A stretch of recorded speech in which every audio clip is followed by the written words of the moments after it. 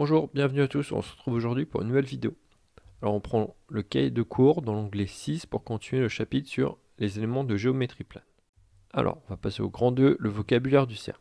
On va voir tous les mots qui sont utiles pour bien travailler sur les cercles. Alors définition, le cercle C de centre O et de rayon R est l'ensemble des points situés à une distance R du point O.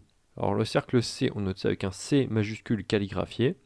Le C majuscule, on l'utilise pour le point C, et le C minuscule, on va l'utiliser pour un côté. Donc C majuscule calligraphié. Ensuite, le centre, on l'appelle O, et le rayon, on l'appelle R. Donc là, j'ai placé ici un point O, et il y a un point qui est situé à 7 cm du point O. Je peux placer un autre point ici, par exemple, il est aussi à 7 cm du point O. On peut placer un en bas, il est aussi à 7 cm du point O. La question, c'est quelle forme j'obtiens quand je mets tous les points qui sont à 7 cm du point O. Donc pour ça, on va lui demander d'afficher la trace, et on va faire bouger le point A, le point qui est ici, pour qu'il soit toujours à 7 cm du point O. On le fait bouger.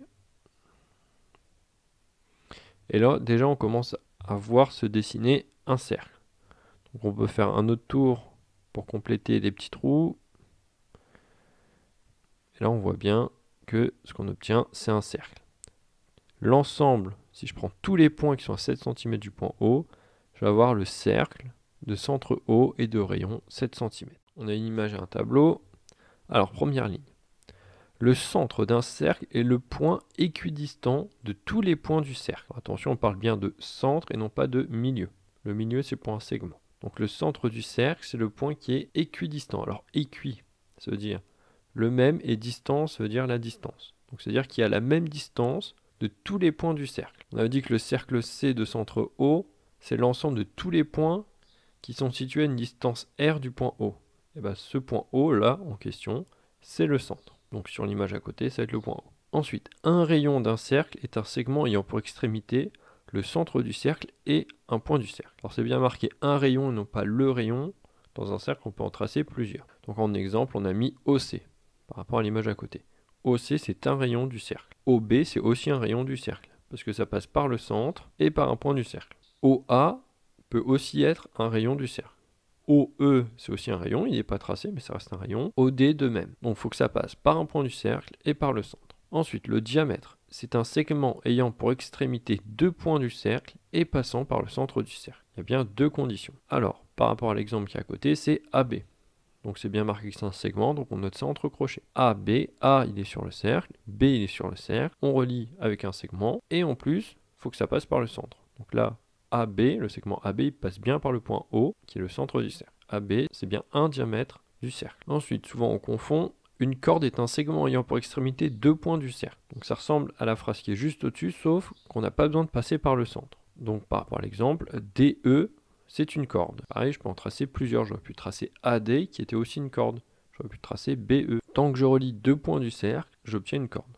Alors AB qui est un diamètre, c'est une corde très particulière, vu qu'elle respecte bien les conditions de relier deux points du cercle. Donc c'est toujours un segment, donc on note ça entre crochets. Et ensuite, un arc de cercle est une portion de cercle comprise entre deux points du cercle. Alors une portion, c'est-à-dire une partie. Alors là, on voit que pour passer de D à E, j'ai deux chemins possibles. Soit je passe le long du chemin bleu, donc je fais un petit arc de cercle. Donc on note ça avec un chapeau arrondi vers le haut. Et pour relier de D à E, je passe par le grand arc de cercle. Je note ça aussi avec un petit chapeau, mais avec cette fois l'arrondi vers le bas. Généralement, quand on parle d'arc de cercle, on va considérer le petit arc de cercle et on considère rarement le grand arc de cercle. Voilà, donc ça, ce sont les mots qui sont à connaître. Donc arc de cercle, corde, diamètre, rayon et sens. Tout le vocabulaire du cercle. Alors on va faire un petit exercice sur le vocabulaire du cercle. Donc on a une figure et on nous demande de compléter les phrases suivantes en utilisant les mots cercle, corde, rayon, centre, diamètre et milieu. Donc ce sont les mots qu'on a vus juste avant, sauf qu'il y a le milieu en plus. Alors première phrase, le C1 de E passe par les points A, B, C, D et F. Alors on nous parle de C1.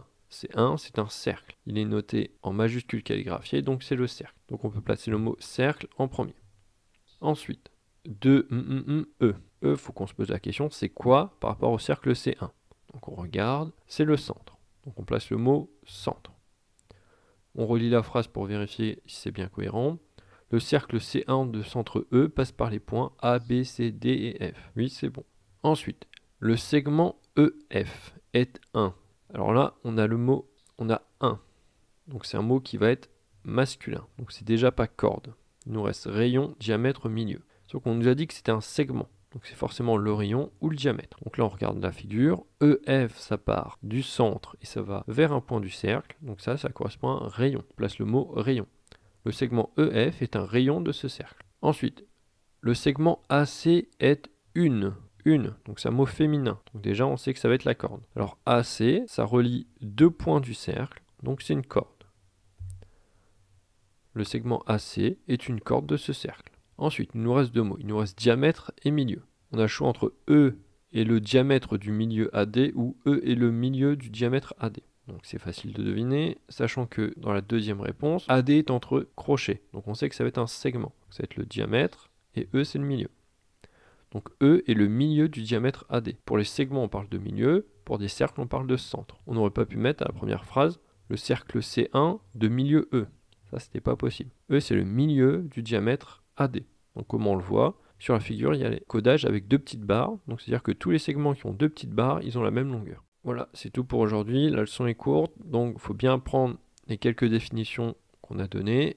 On révise bien, on s'entraîne en faisant des exercices. Si tu as des soucis, tu peux revoir la vidéo. Et on se voit une prochaine fois pour une prochaine séance. Au revoir.